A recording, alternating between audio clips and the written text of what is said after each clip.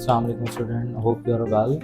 अच्छा बेटा, as we know that कि अब हमारे बोर्ड एग्ज़ाम जो है वो शुरू हो गए हैं। जैसे कि हम जानते हैं कि कल हमारा पहला मैट्रिक का पेपर है, पर उसके बाद आफ्टर दैट 9 का कंप्यूटर का पेपर है। तो देखो बेटा, जो सबसे बेसिक चीज़ आ रही है ना हमारे पास यहाँ पर, वो ये आ रही है कि हम अपने OMR शीट को किस तरीके से यूटिलाइज़ करें और OMR शीट को किस तरीके से लेकर जाएं। सबसे बेसिक चीज़ हमारे पास ये आ रही है। अच्छा, before starting on OMR sheet, I just want to tell you about the new grading system ना, ताकि आपके जहन में पेपर देते हुए ये भी हो।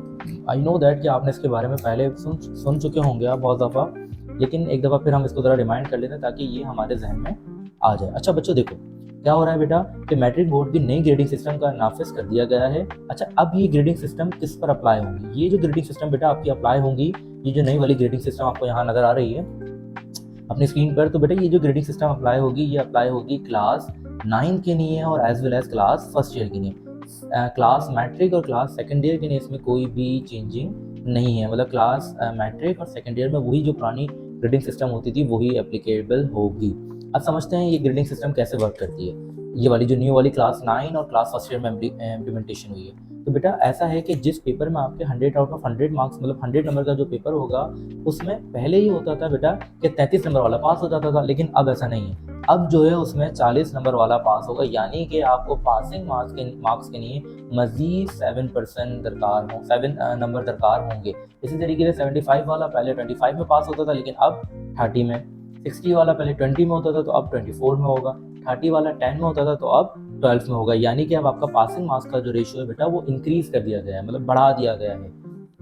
इसी तरीके से प्रैक्टिकल में भी चेंजिंग की गई है, यानी कि जो 45 नंबर का प्रैक्टिकल होता था जिसमें 15 मार्क्स वाला पास होता था, तो अब वो 18 मार्क्स वाला पास होगा। इसी तरीके से जो 15 मार्क्स का प्रैक्टिकल होता था बेटा, उसमें 5 वाला पास होता था, अब वो 6 वाला पास होगा। अब जैसे ही ये ग्रेडिंग सिस्टम हमारी इंक्रीज हुई है, इसी के साथ साथ बेटा आपका, जैसे ही हमारे नंबर्स इंक्रीज हुए हैं, इसी के साथ साथ आपका ग्रेडिंग सिस्टम भी इंक्रीज हो गया है। जैसे ग्रेडिंग सिस्टम आपका A++ में चले गया, यानी कि 95 से लेकर 100 तक के जिसके मार्क्स होंगे, जिसकी परसेंटेज होगी, वो A++ में होगा। उससे जब नीचे आएंगे 90 टू 95 में, जब हम आएंगे 94 में आएंगे, तो बेटा वो A+ होगा। इसी तरीके से नीचे आएंगे 5 नीचे आएंगे, तो बेटा जब 5 नीचे आएंगे तो उसमें हमारे पास, जब बेटा 5 नीचे आएंगे तो उसमें हमारे पास आ, आपकी परसेंटेज मजीद नीचे आ जाएगी, आपका ग्रेड मजीद नीचे आ जाएगा। ग्रेड आपका आ जाएगा 5 नीचे आएगा, जैसे 85 टू 90 में जब आएगा तो आपकी ग्रेडिंग सिस्टम जो है वो करीबन 80% हो जाएगी। ठीक है बेटा, इसी तरीके से ग्रेडिंग सिस्टम चेंज होती रहेगी। मैं आपको उसका पिक्चर फॉर्म में शेयर भी कर दूंगा, डॉक्यूमेंट फॉर्म में, ताकि आप देख लेंगे। अच्छा, ये बताने का मकसद क्यों है? ये बताने का मकसद ये है कि अब हमें मेहनत थोड़ी और मजीद टफ करनी पड़ेगी। जैसे कि हम पहले करते थे, उससे अब हमें मजीद टफ मेहनत करनी पड़ेगी। क्यों? क्योंकि अब हमारे रेशियो और हमारी परसेंटेज और हमारा ग्रेडिंग जो है वो बढ़ा दिया गया है। अच्छा, इसमें एक और चीज़ की इम्प्लीमेंटेशन हुई है बच्चों, वो क्या हुई है कि आपके पास अब रीमार्किंग भी होगी। जैसे कि 8 तक के हमारे स्कूल्स में सिस्टम होता था कि वो रिपोर्ट कार्ड में लिख कर देते थे extra ordinary, ordinary, well and good, exceptional, ऐसे करके वो लिख कर देते थे excellence, very good, keep it up. इसी तरीके से बोर्ड ने भी इसको इम्प्लीमेंट किया है, यानी कि अब हमारी मार्कशीट्स के ऊपर ये चीज़ें भी लिखी हुई आएंगी, रिमार्किंग भी होगी उस पर। तो इन तमाम चीज़ों को देखते हुए हमें बोर्ड को, पेपर को पढ़ना है और सॉल्व करना है। ठीक है बच्चों, अब हम आते हैं हमारे बेसिक चीज़ पर, OMR। देखो OMR शीट जो है बेटा, सबसे मेन हडल अभी हमारा बन चुका है OMR शीट। उसकी वजह ये है बच्चों कि अब जो आपका क्लास 9 के जितने भी पेपर हैं आपके, वो तमाम के तमाम पेपर आपके OMR शीट पर सॉल्व होंगे। यानी कि अब आपके फिजिक्स, केमिस्ट्री, बायो, कंप्यूटर, जो भी पेपर है आपका OMR शीट पर सॉल्व होगा। और जो क्लास मैट्रिक का है ना बच्चों, उसमें आपके पास कंप्यूटर और आपका मैथमेटिक्स का पेपर जो है OMR शीट पर आएगा। बाकी जो जितने भी पेपर हैं वो तमाम नॉर्मल ट्रेडिशनल पेपर जैसे पहले दिया करते थे वैसे ही होंगे। अब OMR शीट सॉल्व करते हुए क्या गलती हमें नहीं करनी चाहिए और किन किन चीज़ों का ख्याल रखना चाहिए? सबसे पहले बेटा, कल जब आपके पास सेंटर में क्लास मैट्रिक कंप्यूटर का पेपर है कल पहला, जब सेंटर में आपके पास OMR शीट आए, सबसे पहले OMR शीट को लेना है और आपने इसके पेज पे जाना है। देखिए यहाँ पर मेंशन हुआ है कि आपके 24 पेज होने चाहिए। तो आपने क्या करना है, अपने तमाम पेजेस को काउंट कर लेना है, 1 2 3 4, जितने भी पेजेस हैं आपने 24 पेजेस काउंट कर लेने हैं कि 24 के 24 ही पेजेस हों। अगर एक पेज भी कम होता है तो आप वो शीट अपने जो इन्विजिलेटर है उनको रिटर्न करें और नई शीट उनसे ले लें। अच्छा, एक दूसरी चीज़, ये तो पहली बात हो गई, ये पहली बात 24 पेजेस पूरे होने चाहिए। अब सेकंड पर आते हैं, तो सेकंड पे क्या होना चाहिए बेटा, सेकंड पर हमारे पास इसमें जो स्कैनर है, जो आपको दो कोड दिए हुए हैं, क्यूआर कोड दिए हुए हैं, दो दिए हुए हैं आपके पास, आपने इन दोनों को हर कॉपी के ऊपर दिया, हर पेज के ऊपर दिए हुए हैं, तो इन दोनों को हर पेज के ऊपर आपने चेक करना है कि कहीं ये मिटे हुए तो नहीं है, कहीं ये कहीं से रिमूव तो नहीं है, कहीं ये कहीं से इरेज तो नहीं है, चेक करना है। और अगर ऐसा कुछ हो तो आपने अपनी शीट अपने चेकर को, इन्विजिलेटर को रिटर्न करनी है और उससे दूसरी शीट हासिल कर लेनी है। क्यों? क्योंकि आपके पेपर जो स्कैन होंगे बेटा इन्हीं कोड के अकॉर्डिंगली स्कैन होंगे बच्चों। ये जो कोड गिवन है बेटा, इन्हीं कोड के अकॉर्डिंगली आपके पेपर स्कैन होंगे। और अगर आपका ये कोड कहीं भी किसी पेपर में मिसिंग है या आउट है या रिमूव है कहीं से कुछ थोड़ा सा, तो आप उसको रिटर्न करके न्यू शीट लें और उस पर पेपर सॉल्व करें। ठीक है बेटा, इसको ज़रा देख लीजिएगा। अच्छा, अब आते हैं ये तो हो गई दो बात मैंने आपको बता दी। पहली बात मैंने आपको बताई कि भाई आपकी 24 पेजेस की पूरी कॉपी होनी चाहिए। नंबर 2 जो बात मैंने आपको बताई कि बेटा इसमें क्या आपके क्यूआर कोड दोनों जो हैं वो बिल्कुल प्रॉपर होने चाहिए, उसमें कोई भी किस्म की अप्स एंड डाउन नहीं होना चाहिए। ठीक है, अब स्टार्ट करते हैं इसको फिलअप कैसे करेंगे, how to fill up. I know कि आपने इसके बारे में पहले भी पढ़ लिया होगा, but before starting a paper, क्योंकि टुमारो कल हमारा पेपर है, हम इसको एक दफ़ा और मज़ीद याद दहानी कर लेते हैं ताकि पेपर देना हमारे लिए आसान हो जाए। अच्छा जी, आपको दो अच्छा जी, अच्छा बेटा, जैसे कि हमें पता है कि कल अब हमारा जो पेपर है वो ओएमआर शीट पे, तो ओएमआर शीट को एक दफ़ा फिर हम अच्छी तरीके से फिल करना सीखते हैं। ऐसे तो मैंने आपको इंस्टीट्यूट के अंदर on a projector based class में मैंने आपको समझा दिया था कि आपको ओएमआर शीट कैसे फिल करनी है और हमने अपने पेपर्स भी दे दिए इसमें। ठीक है, लेकिन फिर भी एक दफ़ा बिफोर स्टार्टिंग अ पेपर हम उसको ज़रा एक दफ़ा कंसिडर कर लेते हैं, बिकॉज कल हमारा पेपर है, उसको एक दफ़ा कंसिडर कर लेते हैं। अब जैसे कि मेरे पास एक ओएमआर शीट है, तो ओएमआर शीट जब मैं स्टार्ट कर रहा हूँ तो मुझे ये देखना है इसमें कि इसके कुछ पॉइंट्स मैं आपको पहले बता दूं, उन पॉइंट्स को फॉलो करके हम चलेंगे ताकि हमारे पेपर में कोई भी किस्म की मसला और प्रॉब्लम क्रिएट ना हो। सबसे पहले हमने इसमें देखना है कि हमारी जो कॉपी है ना बेटा, ये होगी करीबन आपकी 24 पेजेस की।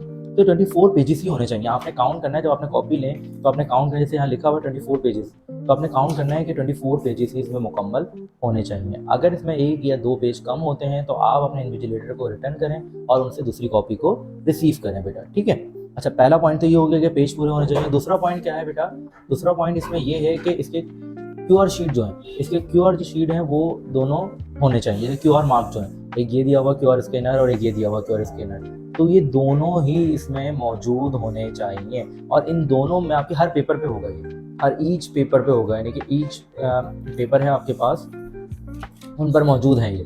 तो आपने चेक करना है कि ये बिल्कुल सही है और सही जगह पर है, थोड़ा सा भी अपनी जगह से अप्स एंड डाउन या आगे पीछे नहीं हुए हुए। ठीक है बेटा, अब स्टार्ट करते हैं। सबसे पहले तो आपने अपनी डेट मेंशन की, दो बातें आपने सबसे इंपॉर्टेंट सबसे पहले समझनी है। ठीक है, सबसे पहले आपने अपनी डेट मेंशन की, डेट जैसे आपने मेंशन कर ली, फिर अब आपने आ जाए बबल्स को फिल करने के लिए।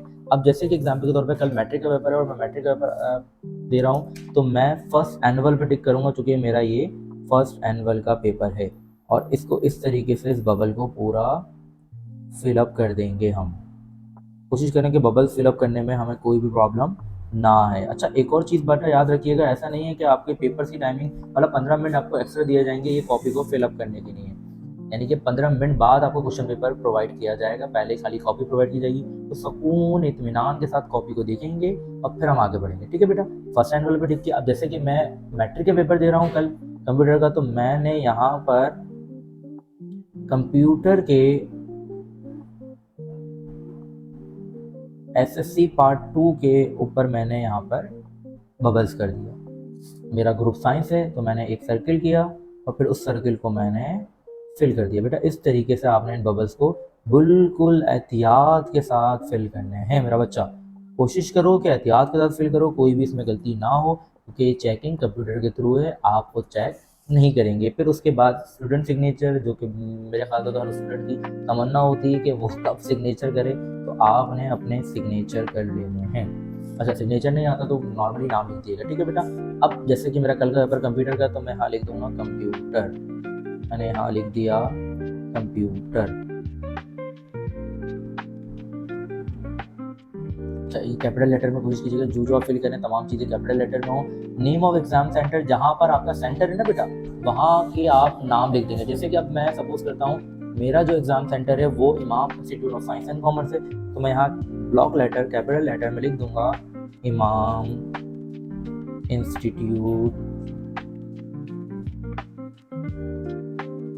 ऑफ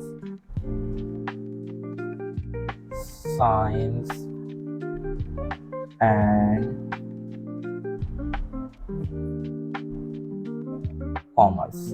मैंने यहाँ मेंशन कर दिया कि इमाम institute of science and commerce. अच्छा, इन्विजिलेटर सिग्नेचर ये आपका जो उस टाइम पर आपकी क्लास में ड्यूटी जिस टीचर की होगी वो टीचर साइन करेगा यहाँ पर, ठीक है। आप सपोज करते हैं बेटा, अच्छा याद रखिएगा यहाँ पर कोड के ऊपर कोई भी चीज़ राइट नहीं करनी, ना ही पेंसिल से और ना ही पेन से। इन कोड के ऊपर कोई भी चीज़ आपने राइट नहीं करनी, ये खास तौर पर ख्याल रखिएगा।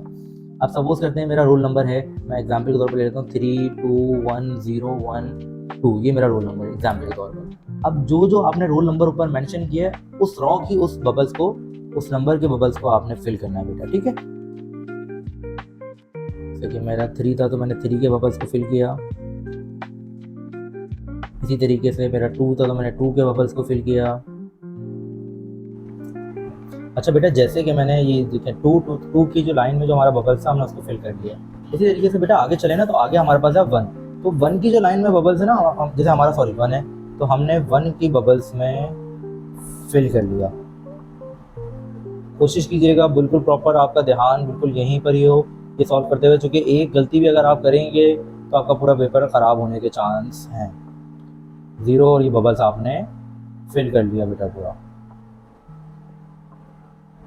बेटा फिर दोबारा अपनी एक बात रिपीट करूँगा जो मैंने वीडियोस में बता दी थी आज से पहले, कि आपके पेपर्स पूरे होने चाहिए, कि आप 24 पेजेस पूरे होने चाहिए शीट के अंदर। और दूसरा ये है कि आपके जो स्कैन है, जो QR कोड है, उनमें कोई मिस्टेक या किसी पेज पे ऐसा ना हो कि वो हो ना, तो आपको प्रॉब्लम क्रिएट हो जाएगी। इसको जरा देख कर करिएगा, सही है बच्चों। अच्छा बच्चों, जैसे मेरे पास 2 है तो मैंने 2 का लाइन पूरा बबल्स फिल किया।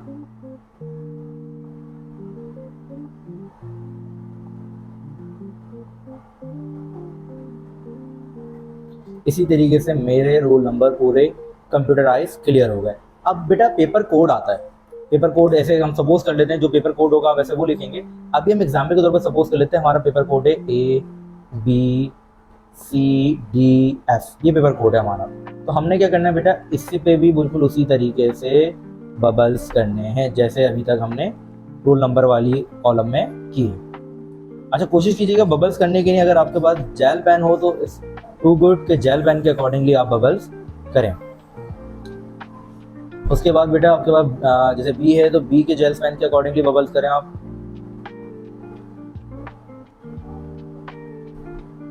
ठीक है बेटा, इसी तरीके से ये सारे बबल्स को आपने फिल कर लेना है।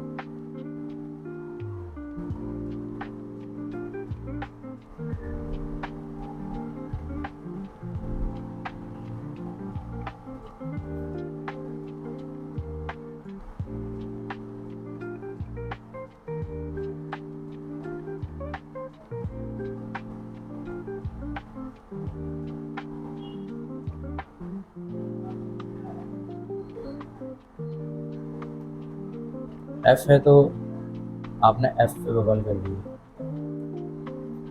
सही है बेटा। ये ख्याल रखना ऐसा ना हो कि आपका कोड में F है और आप E के कॉलम में बबल करके बैठ जाएं, तो ऐसी सूरत में आपका जो कंप्यूटर है वो आपका स्कैन नहीं कर पाएगा।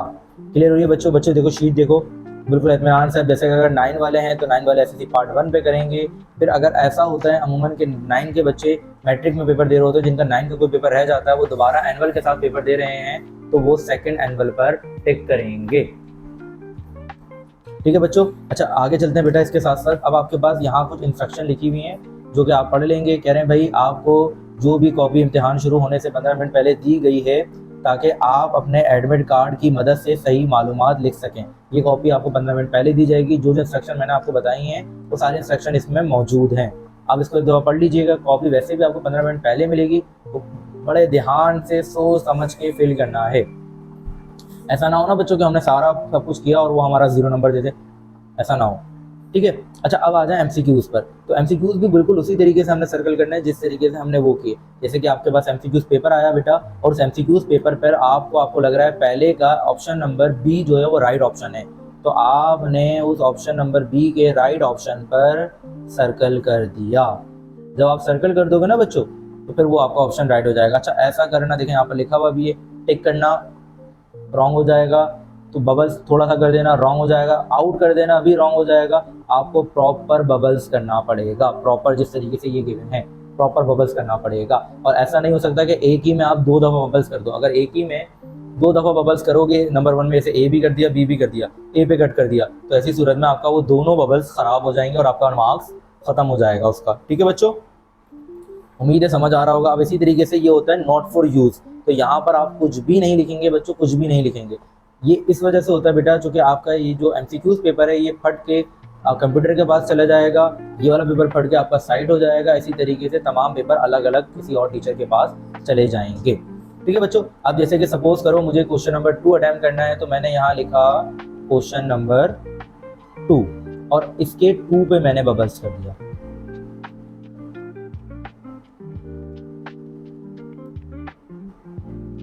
ठीक है, अब क्वेश्चन नंबर 2 यहाँ भी आ रहा है और उसके बाद मेरे पास दोबारा यहाँ भी आ रहा है, तो यहाँ भी 2 लिखूंगा और उसके 2 पे क्या कर दूंगा बेटा, बबल कर दूंगा। इसी तरीके से हमारी शीट चलती जाएगी।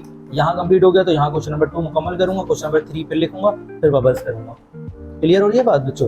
अच्छा, अब इसमें हम मैथ के पेपर की नहीं तरह एक हिदायत समझ लीजिए। मैथ के पेपर में अगर हमारा सॉल्यूशन बड़ा हो जाता है, जैसे कि मैं सपोज करता हूँ मैं सॉल्यूशन स्टार्ट कर रहा हूँ और मेरा सॉल्यूशन बड़ा हो जाता है, मुझे लग रहा है यार मेरा सॉल्यूशन एक पेज पे नहीं आएगा, तो आप यहाँ ऐसा भी कर सकते हैं बच्चों मैथ के पेपर में कि आपने सॉल्यूशन लिखा और आपने यहाँ सेंटर में स्केल से, मैं पेन से खींच रहा हूँ, आप स्केल से एक पेंसिल स्केल से एक लाइन ड्रॉ करें, आधा आंसर यहाँ सॉल्व करें, आधा आंसर यहाँ सॉल्व करें और आपका इसी तरीके से एक पेज पे एक आंसर आ जाएगा। ठीक है बच्चों, आई होप आपको मेरी बात समझ आ रही होगी। और बेटा कल के लिए बेस्ट ऑफ लक। कल और परसों के लिए 9 वालों का बिल्कुल ही पहला पेपर है, तो 9 वाले बच्चों बिल्कुल घबराना नहीं है, सुकून से रिलैक्स होके आपको तमाम चीज़ें पढ़ा दी गई हैं, तमाम चीज़ें बता दी गई हैं, तो बिल्कुल रिलैक्स होके पहले पेपर को देखेंगे। और अगर ऐसा होता है कि कोई चीज़ आपको ऐसा लगता है कि भाई मैंने ये पढ़ा था और ये नहीं आया या एक सवाल आउट है, तो उस एक सवाल आउट को ना देखें, आप वो देखें जो आपके 95% पेपर आ रहा है। पहले वो 95% पेपर करें, फिर मजीद उस एक सवाल को देख लीजिएगा। इंशाल्लाह उम्मीद है पेपर करते करते मुझे उम्मीद है कि आपको सवाल भी आ जाएगा। अच्छा बच्चों, अपना ख्याल रखना और देखो बेटा हर चीज़ एहतियात से करना। सेंटर में जाने से पहले अम्मा अब्बा की दुआ ज़रूरी है, अम्मा अब्बा की दुआ ले लेना सेंटर में जाने से पहले। और दूसरी बात, पेपर शुरू करने से पहले अल्लाह तबारक व तआला का नाम और बिस्मिल्लाहिर्रहमानिर्रहीम पढ़ के पेपर शुरू करना, ताकि अल्लाह तबारक व तआला आपके पेपर में बरकत अता फरमाए। ठीक है बच्चों, इस चीज़ का खास ख्याल रखना। अल्लाह हाफ़िज़।